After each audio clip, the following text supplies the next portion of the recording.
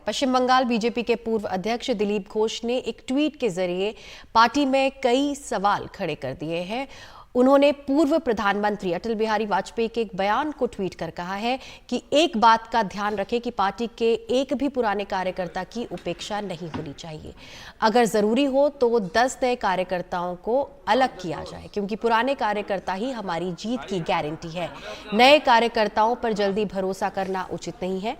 आपको बता दें कि इस बार पश्चिम बंगाल में बीजेपी का प्रदर्शन अच्छा नहीं रहा। 2019 में 18 लोकसभा सीटें जीतने वाली बीजेपी को इस बार 12 सीटें ही मिली। और इस पर ज्यादा जानकारी दे रहे हैं हमारे सहयोगी सौरभ गुप्ता। पश्चिम बंगाल भाजपा के पूर्व प्रदेश अध्यक्ष आज अपने ही दल से कुछ सवाल पूछे।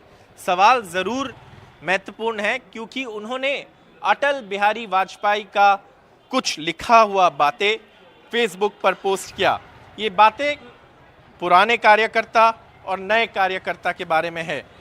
और दिलीप घोष ने जो अटल बिहारी वाजपेयी का लिखा हुआ कुछ पंक्तियां है उसे पोस्ट करते हुए कहा कि पार्टी 2019 में आगे बढ़ रहे थे, उभर रहे थे पश्चिम बंगाल में। बीजेपी को 18 सीट मिला था 2019 के लोकसभा चुनाव में। इस बार वो नतीजे नहीं आए। बीजेपी 18 से 12 सीट में चले गए।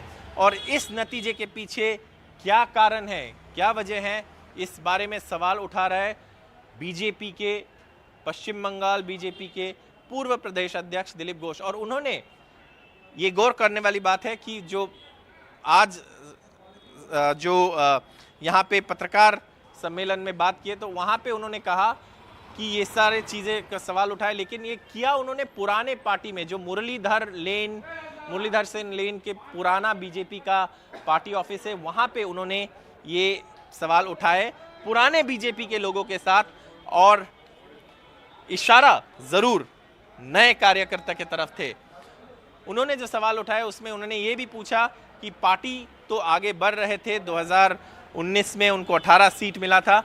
कई लोग बीजेपी में कहते हैं कि दिलीप घोष ने जो संगठन खड़ा किया था बीजेपी के लिए पश्चिम बंगाल में, उस संगठन के वजह से 2019 में बीजेपी 18 सीट हासिल कर पाए थे।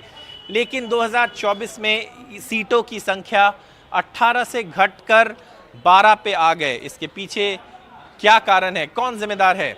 जब हमने दिलीप घोष को पूछा कि क्या आपका इशारा नेता विपक्ष शुभेंदु अधिकारी पर है जो 2021 में भाजपा में आए, तो उन्होंने मना नहीं किया, लेकिन उन्होंने कहा कि दल को ज़रूर इस बारे में सोचना चाहिए। तो चुनावी नतीजे के बाद पश्चिम बंगाल बीजेपी में हलचल, सवाल उठा रहे हैं पूर्व प्रदेश अध्यक्ष। पार्टी के प्रदर्शन को लेकर सवाल उठाया जा रहा है।